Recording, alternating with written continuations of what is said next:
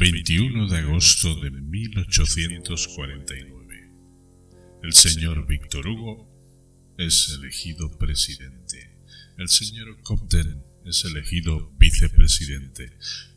El señor Víctor Hugo se levanta y dice: Señores, muchos de vosotros venís de los puntos más alejados del globo con el corazón lleno de pensamiento religioso y santo.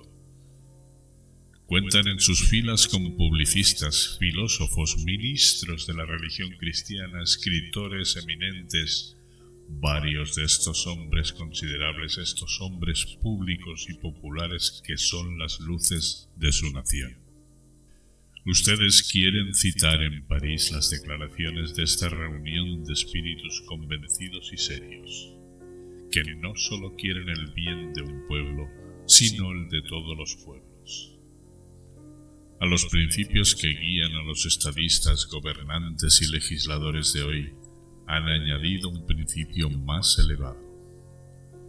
Habéis venido a pasar, por así decirlo, la última y más augusta hoja del Evangelio, la que impone la paz a los hijos del mismo Dios, y en esta ciudad que hasta ahora solo ha decretado la fraternidad de los ciudadanos, han venido a proclamar la hermandad de los hombres. Sean bienvenidos. Ante tal pensamiento y tal acto no puede haber lugar para el agradecimiento personal. Permítanme, pues, que en las primeras palabras que pronuncie ante ustedes levante la mirada más alto que yo mismo y olvide, por así decirlo, el gran honor que desean conferirme, para pensar solo en la gran cosa que ustedes quieren hacer. Señores, este pensamiento religioso, la paz universal, todas las naciones unidas por un vínculo común, el Evangelio como ley suprema, la mediación reemplazando la guerra. ¿Es este pensamiento religioso un pensamiento práctico? ¿Es esta santa idea una idea factible? Muchas mentes positivas, mientras hablamos hoy, muchos políticos que han envejecido, como dicen, en el manejo de los asuntos, responden: no. Yo respondo con ustedes, respondo sin dudarlo, respondo sí, y lo intentaré demostrar más adelante. Voy más allá. No solo digo, es una meta alcanzable, digo, es una meta inevitable. Podemos retrasar o acelerar su llegada. Eso es todo. La ley del mundo no es ni puede ser distinta de la ley de Dios. Ahora bien, la ley de Dios no es guerra, es paz. Los hombres comenzaron con la lucha, como la creación con el caos. ¿De dónde vienen? Guerra. Eso es obvio. Pero ¿a dónde van? A la paz. Eso no es menos obvio.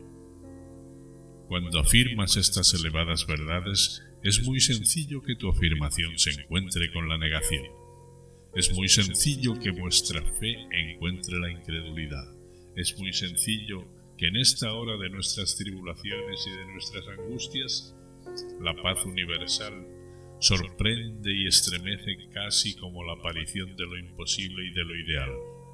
Es muy sencillo clamar por la utopía, y yo, humilde y oscuro trabajador de esta gran obra del siglo XIX, acepto esta resistencia de los espíritus sin que me sorprenda ni me desanime. ¿Será posible que no hagas girar las cabezas y cerrar los ojos en una especie de deslumbramiento cuando en medio de la oscuridad que aún nos pesa, abres de repente la puerta radiante del futuro?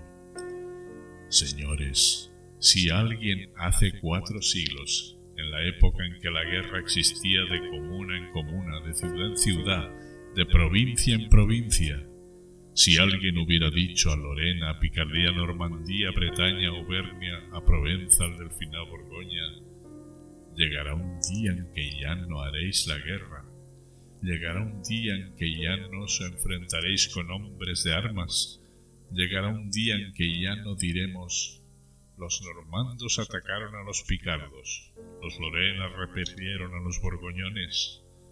Todavía tendréis desacuerdos que resolver, intereses que debatir, disputas que resolver, pero ¿sabéis que pondrás en lugar de los hombres de armas? ¿Sabéis que pondrás en lugar de infantes y de jinetes, de cañones, de halcones, de lanzas, de picas y de espadas? Pondrás una pequeña urna de abeto a la que llamarás urna. ¿Y de esa urna qué saldrá? Una asamblea. Una asamblea en la que todos os sentiréis vivos. Una asamblea que será como el alma de todos vosotros.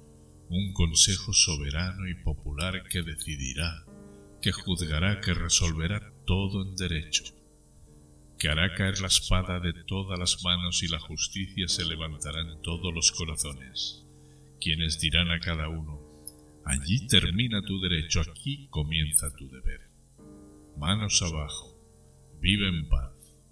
Y ese día sentiréis un pensamiento común, unos intereses comunes, un destino común. Os abrazaréis, os reconoceréis como hijos de la misma sangre y de la misma raza. Aquel día ya no seréis tribus enemigas, seréis pueblo. Ya no serás Borgoña, Normandía, Bretaña, Provenza, serás Francia. Ya no os llamaréis guerra, os llamaréis civilización. Si alguien hubiera dicho eso en aquel momento, señores, todos los hombres positivos, todas las personas serias, todos los grandes políticos de la época habrían gritado: ¡oh, el soñador! ¡oh, el sueño hueco! ¡Qué poco conoce este hombre a la humanidad!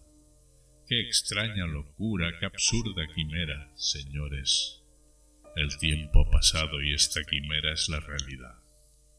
Insisto en esto. El hombre que hubiera hecho esta sublime profecía habría sido declarado loco por los sabios, por haber vislumbrado los designios de Dios. Y bien, ustedes dicen hoy, y yo soy uno de los que dicen con ustedes, todos los que estamos aquí decimos a Francia, a Inglaterra, a Prusia, a Austria, a España, a Italia, a Rusia, decimos a ellos: llegará un día en que las armas también caerán de sus manos. Llegará un día en que la guerra parecerá tan absurda y tan imposible entre París y Londres, entre San Petersburgo y Berlín, entre Viena y Turín, como sería imposible y parecería absurda hoy entre Rouen y Amiens, entre Boston y Filadelfia. Llegará un día en que tú, Francia, tú, Rusia, tú, Italia, tú, Inglaterra, tú, Alemania, todas las naciones del continente, sin perder vuestras distintas cualidades y vuestra gloriosa individualidad, os fusionaréis estrechamente en una unidad superior y constituiréis la fraternidad europea, absolutamente como Normandía, Bretaña, Borgoña, Lorena, Alsacia y todas nuestras provincias se han fusionado en Francia. Llegará un día en el que no habrá más campo de batalla que los mercados abiertos al comercio y las mentes abiertas a las ideas. Llegará un día en que las balas de cañón y las bombas serán reemplazadas por los votos, por el sufragio universal del pueblo, por el venerable arbitraje de un gran Senado soberano que será para Europa lo que el Parlamento para Inglaterra, lo que la Dieta para Alemania, lo que la Asamblea Legislativa está para Francia. Llegará un día en que mostraremos un cañón en los museos como hoy mostramos un instrumento de tortura y nos preguntaremos qué pudo haber sido. Llegará un día en que veremos a estos dos inmensos grupos, los Estados Unidos de América y los Estados Unidos de Europa, colocados uno frente al otro, extendiéndose a través de los mares, intercambiando sus productos, su comercio, su industria, sus artes, sus genios, limpiar el globo, colonizar los desiertos, mejorar la creación bajo la mirada del Creador y combinar para extraer de ella el máximo bienestar, estas dos fuerzas infinitas, la hermandad de los hombres y el poder de Dios. Y ese día no tardará 400 años en llegar, porque vivimos en tiempos rápidos. Vivimos en la corriente más impetuosa de acontecimientos e ideas que hasta ahora ha arrastrado la gente. Y en nuestra época, a veces un año hace el trabajo de un siglo.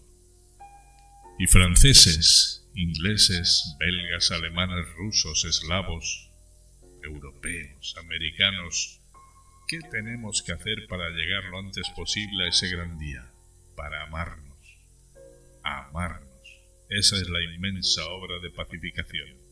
Esa es la mejor manera de ayudar a Dios, porque Dios quiere esta meta sublime. Y mirad, para conseguirlo, lo que hace por todos lados.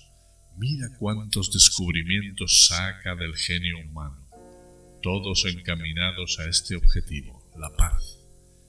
Qué avances, qué simplificaciones, cómo la naturaleza se deja cada vez más domesticada por el hombre, cómo la materia se vuelve cada vez más esclava de la inteligencia y sirvienta de la civilización, cómo las causas de la guerra desaparecen con las causas del sufrimiento, cómo se tocan los pueblos lejanos, cómo se acercan las distancias y el acercamiento es el comienzo de la fraternidad.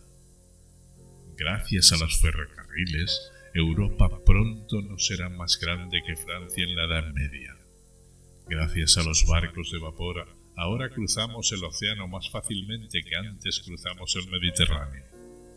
Dentro de poco el hombre recorrerá la tierra como los dioses de Homero viajaron por el cielo, en 3 pasos. Unos años más y el cable eléctrico de la Concordia rodeará el globo y abrazará al mundo. Aquí, señores, cuando profundizo en este vasto todo, en este vasto concurso de esfuerzos y acontecimientos, todos marcados con el dedo de Dios, cuando pienso en esta magnífica meta, el bienestar de los hombres, la paz, cuando considero que la providencia hace a favor y lo que la política hace en contra, se me presenta a la mente una dolorosa reflexión. Resulta de las estadísticas y de los presupuestos comparativos que las naciones europeas gastan cada año para el mantenimiento de sus ejércitos una suma que no es inferior a 2.000 millones.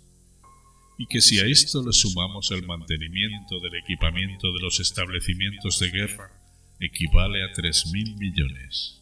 Si a esto le añadimos el producto perdido de las jornadas laborales de más de 2 millones de hombres, los más sanos, los más vigorosos, los más jóvenes, la élite de la población, un producto que no se puede evaluar en menos de 1.000 millones, se llega a esto: que los ejércitos permanentes le cuestan a Europa 4.000 millones al año. Señores, la paz acaba de durar 32 años y en 32 años se ha gastado durante la paz la monstruosa suma de 128.000 millones para la guerra. Supongamos que los pueblos de Europa, en lugar de desconfiar unos de otros, de tener celos unos de otros, de odiarse, se hubieran amado.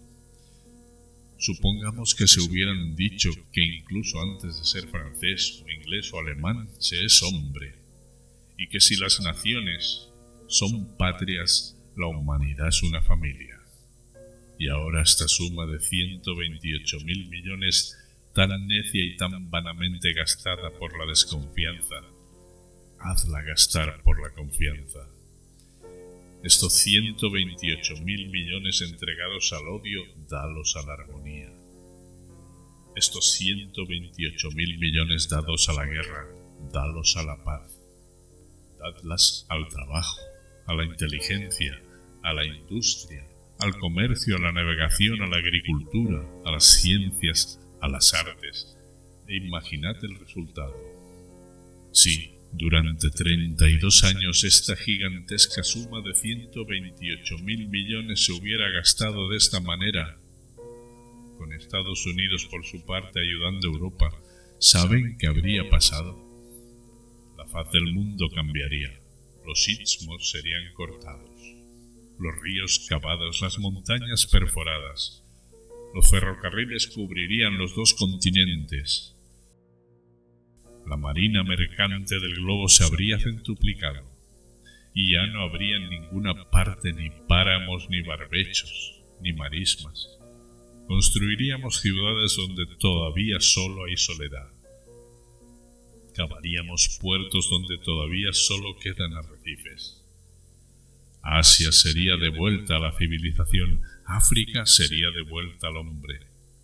La riqueza fluiría de todas partes y de todas las venas del globo gracias al trabajo de todos los hombres, y la pobreza desaparecería. ¿Y sabes qué desaparecería con la pobreza? Las revoluciones. Sí, la faz del mundo cambiaría. En lugar de destrozarnos unos a otros, nos extenderíamos pacíficamente por todo el universo. En lugar de hacer revoluciones, haríamos colonias. En lugar de llevar la barbarie a la civilización, llevaríamos la civilización a la barbarie. Vean, señores, en qué ceguera arroja la preocupación por la guerra a las naciones y a los gobernantes. Si los 128.000 millones que Europa ha dado durante 32 años a la guerra, que no existió, se hubieran dado a la paz que sí existe, digámoslo, y digámoslo en voz alta, no habríamos visto nada en Europa de lo que vemos allí actualmente. El continente, en lugar de ser un campo de batalla, sería un taller, y en lugar de este doloroso y terrible espectáculo, el Piamonte abatido, Roma, la ciudad eterna entregada a las miserables oscilaciones de la política humana, Hungría y Venecia que luchan heroicamente, Francia inquieta, empobrecida y sombría, la miseria, el luto, la guerra civil, oscuridad sobre el futuro.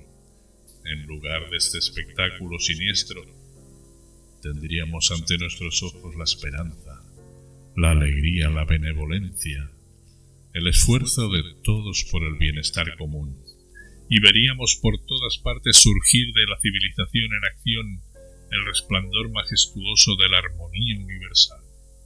Algo digno de meditación. Son nuestras preocupaciones contra la guerra las que han provocado revoluciones. Hicimos todo, gastamos todo contra el peligro imaginario. De este modo agravamos la miseria, que era el verdadero peligro. Nos fortificamos contra un peligro quimérico. Volvimos la vista hacia el lado donde no estaba la mancha negra. Vimos las guerras que no llegaron y no vimos las revoluciones que se avecinaban. Señores, sin embargo, no nos desesperemos, al contrario, esperemos más que nunca. No nos dejemos asustar por sobresaltos momentáneos, sobresaltos necesarios tal vez de grandes nacimientos. No seamos injustos con los tiempos en que vivimos. No veamos nuestros tiempos de otra manera como son. Después de todo, es una época prodigiosa y admirable, y el siglo XIX será, digámoslo en voz alta, la página más grande de la historia. Como les recordé antes, todo progreso se revela y se manifiesta al mismo tiempo, uno conduciendo al otro.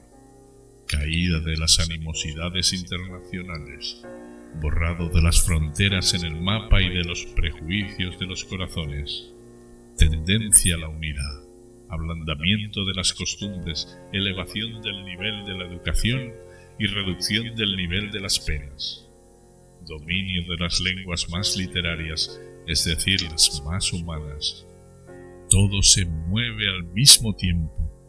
La economía política, la ciencia, la industria, la filosofía, la legislación, y converge hacia un mismo objetivo, la creación de bienestar y benevolencia, es decir, por mi parte está ahí el objetivo al que siempre apuntaré, a la extinción de la pobreza interior, a la extinción de la guerra exterior. Sí, digo para terminar, se cierra la era de las revoluciones, comienza la era de las mejoras. El mejoramiento de los pueblos deja la forma violenta para tomar la forma pacífica. Ha llegado el momento en que la providencia sustituirá la acción desordenada de los agitadores por la acción tranquila y religiosa de los pacificadores. De ahora en adelante, el objetivo de la gran política, de la verdadera política, es este: hacer que se reconozcan todas las nacionalidades, restaurar la unidad histórica de los pueblos y unir esta unidad a la civilización a través de la paz. ampliar constantemente el grupo civilizado, dar buen ejemplo a los pueblos que aún son bárbaros, sustituyen batallas por el arbitraje. Finalmente, y esto lo resume todo, hacer que la justicia pronuncie la última palabra que el mundo antiguo había pronunciado por la fuerza. Señores, digo para terminar, y que este pensamiento nos anime. Es hoy cuando la raza humana está en este camino providencial. En nuestra vieja Europa, Inglaterra dio el primer paso y con su ejemplo centenario dijo al pueblo: «Sois libres». Francia dio el segundo paso y dijo al pueblo: «Sois soberanos». Ahora, demos el tercer paso y todos juntos, Francia, Inglaterra, Bélgica, Alemania, Italia, Europa, América, digamos al pueblo: «Sois hermanos».